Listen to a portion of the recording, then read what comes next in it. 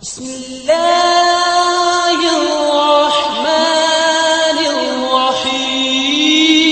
اللہ کے نام سے جو اتینت کرپالو اور دیاوان ہے۔ اسرائیل کی سنتان سے پوچھو کیسی کھلی کھلی نشانیاں ہم نے انہیں دکھائی ہیں، اور پھر یہ بھی انہیں سے پوچھ لو کہ اللہ کی نعمت پانے کے بعد جو قوم اس کو دربھاگیہ سے بدلتی ہے اسے اللہ کیسی سخت سزا دیتا ہے۔ جن لوگوں نے انکار کا راستہ اپنایا ان کے لیے سنسارک جیون بڑا پریے اور دل پسند بنا دیا گیا ہے۔ ایسے لوگ ایمان والوں کی ہنسی اڑاتے ہیں، مگر قیامت کے دن پرہیزگار لوگ ہی ان کے مقابلے میں اچ استھان پر ہوں گے۔ رہی دنیا کی روزی تو اللہ کو ادھیکار ہے، جسے چاہے بے حساب پردان کرے۔ شروع میں سب لوگ ایک ہی طریقے پر تھے، پھر یہ حالت باقی نہ رہی اور وبھید پرکٹ ہوئے، تب اللہ نے نبی بھیجے جو سیدھے مارگ پر چلنے پر خوشخبری دینے والے اور ٹیڑھی چال کے پرناموں سے ڈرانے والے تھے، اور ان کے ساتھ ستیہ پر آدھارت پستک اتاری تاکہ ستیہ کے وشے میں لوگوں کے بیچ جو وبھید اتپن ہو گئے تھے ان کا فیصلہ کرے۔ اور ان وبھیدوں کے پرکٹ ہونے کا کارن یہ نہ تھا کہ شروع میں لوگوں کو ستیہ کا گیان کرایا ہی نہیں گیا تھا، نہیں، وبھید ان لوگوں نے کیا جنہیں ستیہ کا گیان دیا جا چکا تھا۔ انہوں نے اسپشٹ آدیش پا لینے کے بعد کیول اس لیے ستیہ کو چھوڑ کر وبھن راستے نکالے کہ وہ پرسپر زیادتی کرنا چاہتے تھے۔ اتہ جن لوگوں نے پیغمبروں کو مانا انہیں اللہ نے اپنی انمتی سے اس ستیہ کا راستہ دکھا دیا جس میں لوگوں نے وبھید کیا تھا۔ اللہ جسے چاہتا ہے سیدھا مارگ دکھا دیتا ہے۔ پھر کیا تم لوگوں نے یہ سمجھ رکھا ہے کہ یوں ہی جنت میں داخلہ تمہیں مل جائے گا، حالانکہ ابھی تم پر وہ سب کچھ نہیں بیتا ہے جو تم سے پہلے ایمان والوں پر بیت چکا ہے۔ ان لوگوں پر کٹھنائیاں آئیں، مصیبتیں آئیں، ہلا مارے گئے، یہاں تک کہ سمے کا رسول اور اس کے ساتھی ایمان والے چلا اٹھے، اللہ کی سہایتا کب آئے گی؟ اس سمے انہیں تسلی دی گئی کہ ہاں، اللہ کی مدد قریب ہے۔ لوگ تم سے پوچھتے ہیں ہم کیا خرچ کریں؟ جواب دو کہ جو مال بھی تم خرچ کرو اپنے ماں باپ پر، ناطے داروں پر، یتیموں اور نردھنوں اور مسافروں پر خرچ کرو، اور جو بھلائی بھی تم کرو گے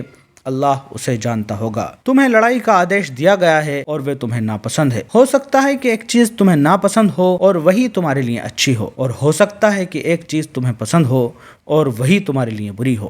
اللہ جانتا ہے، تم نہیں جانتے۔ لوگ پوچھتے ہیں پرتشٹھت مہینے میں لڑنا کیسا ہے؟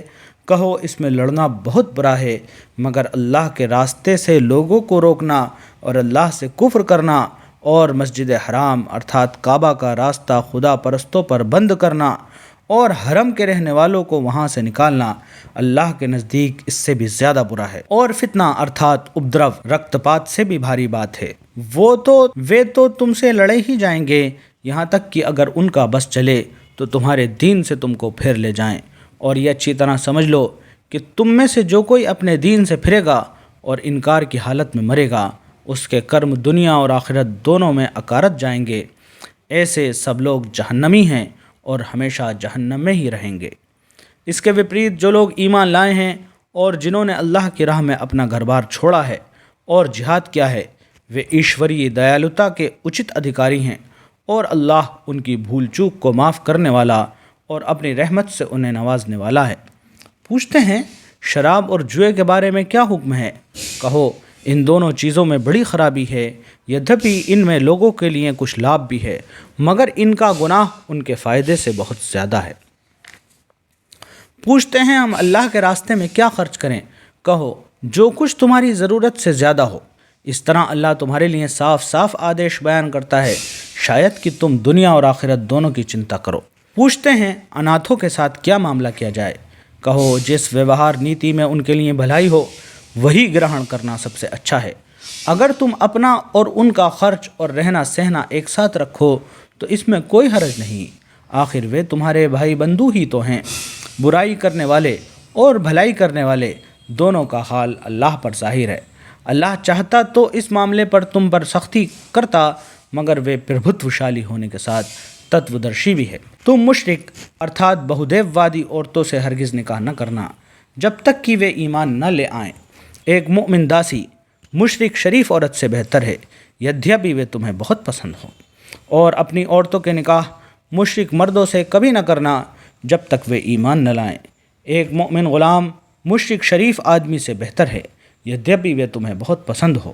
یہ لوگ تمہیں آگ کی اور بلاتے ہیں، اور وہ اپنے آدیش اسپشٹ روپ سے لوگوں کے سامنے بیان کرتا ہے۔ آشا ہے کہ وہ شکشا لیں گے اور جو سمجھایا جا رہا ہے اسے سویکار کریں گے۔ پوچھتے ہیں मासिक धर्म के बारे में क्या हुक्म है?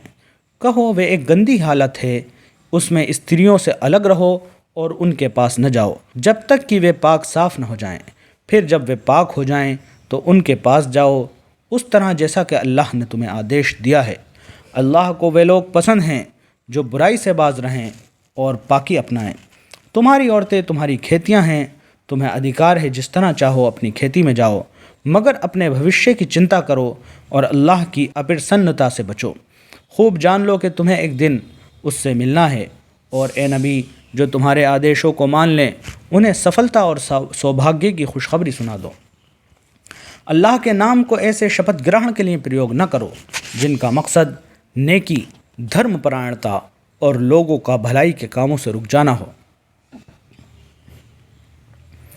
अल्लाह तुम्हारी सारी बातें सुन रहा है और सब कुछ जानता है। जो निरर्थक कस्में तुम बिना इरादा के खा लिया करते हो उन पर अल्लाह नहीं पकड़ता, मगर जो कस्में तुम सच्चे दिल से खाते हो उनके बारे में वे ज़रूर पूछेगा। अल्लाह बहुत क्षमा करने वाला और सहनशील है। जो लोग अपनी औरतों से संबंध न रखने की कसम खा बैठते हैं उनके लिए 4 महीने की मोहलत है। अगर वे पलट आएँ तो अल्लाह क्षमा करने वाला और दयावान है। और अगर उन्होंने तलाक़ ही की ठान ली है तो जाने रहें कि अल्लाह सब कुछ सुनता और जानता है। जिन औरतों को तलाक़ दी गई हो वे 3 बार मासिक धर्म होने तक अपने आप को रोके रखें, और उनके लिए जायज़ नहीं कि अल्लाह ने उनके गर्भाशय में जो सृजन किया हो उसे छिपाएं। उन्हें हरगिज़ ऐसा न करना चाहिए। अगर वे अल्लाह और अंतिम दिन पर ईमान रखती हैं, उनके पति संबंधों को ठीक रखने के लिए तैयार हों, तो वे इस इद्दत की अवधि में उन्हें फिर पत्नी के रूप में वापस ले लेने के अधिकारी हैं। औरतों के लिए भी सामान्य नियम के अनुसार वैसे ही अधिकार हैं जैसे मर्दों के अधिकार उन पर हैं। अलबत्ता मर्दों को उन पर एक दर्जा प्राप्त है, और सब पर अल्लाह प्रभावकारी, प्रभुत्व रखने वाला और तत्वदर्शी और ज्ञाता मौजूद है। तलाक 2 बार है, फिर या तो सीधी तरह औरत को रोक लिया जाए या भले तरीके से उसको विदा कर दिया जाए। और विदा करते हुए ऐसा करना तुम्हारे लिए जायज़ नहीं कि जो कुछ तुम उन्हें दे चुके हो उसमें से कुछ वापस ले लो। अलबत्ता ये अपवाद है कि पति पत्नी को अल्लाह की निर्धारित सीमाओं पर कायम न रह सकने की आशंका हो। ऐसी दशा में अगर तुम्हें ये भय हो कि वे दोनों अल्लाह की सीमाओं पर कायम न रहेंगे, तो उन दोनों के बीच ये मामला हो जाने में कोई हर्ज नहीं कि पत्नी अपने पति को कुछ मुआवजा देकर जुदाई हासिल कर ले। ये अल्लाह की निर्धारित की हुई सीमाएं हैं, इनका उल्लंघन न करो, और जो लोग अल्लाह की सीमाओं का उल्लंघन करें वही जालिम हैं। फिर अगर 2 बार तलाक देने के बाद पति ने पत्नी को तीसरी बार तलाक दे दी तो वे औरत फिर उसके लिए हलाल न होगी, सिवाय इसके कि उसका निकाह किसी दूसरे व्यक्ति से हो जाए और इत्तेफाक से वे उसे तलाक दे दे, अर्थात किसी समय खुद अपनी इच्छा से तलाक दे दे। इससे उस निकाह का जायज़ होना बिल्कुल सिद्ध नहीं होता जो सिर्फ तलाक देने के लिए या पहले पति को औरत के हलाल करने के लिए किया गया हो।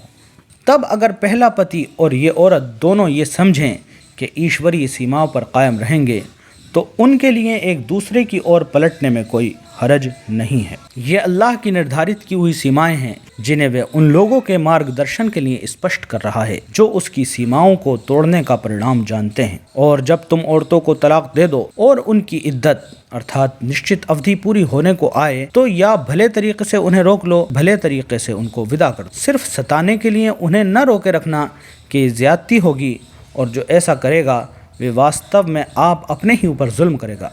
अल्लाह की आयतों का खेल न बनाओ, भूल न जाओ कि अल्लाह ने किस बड़ी नेमत से तुम्हें नवाजा है।